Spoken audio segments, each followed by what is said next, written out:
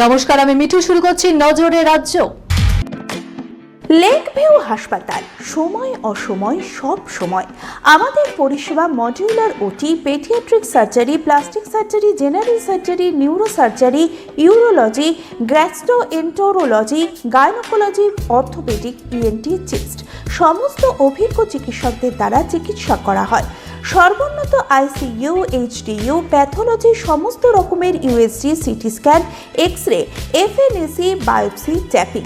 শুধুমাত্র আমরাই পারি স্বল্প মূল্যে অত্যাধুনিক প্রযুক্তির চিকিৎসা।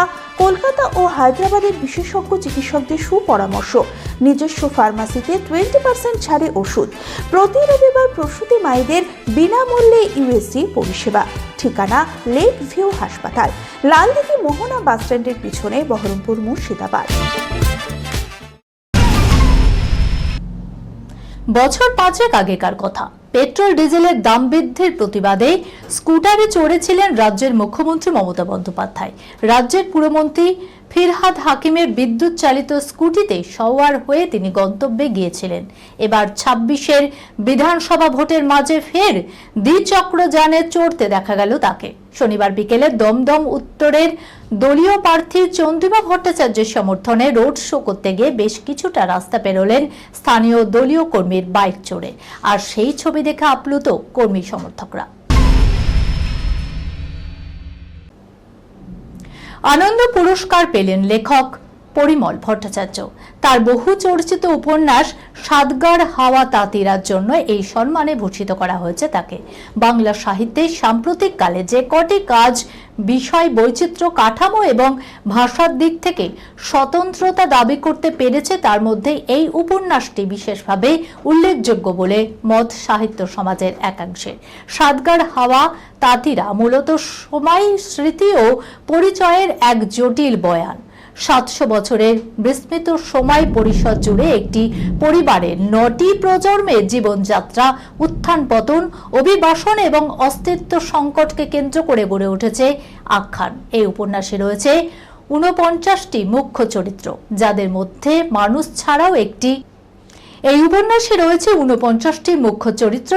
মধ্যে মানুষ ছাড়াও একটি কাকাতুয়া, একটি ঘোড়া এবং একটি মোটর বাইক রয়েছে।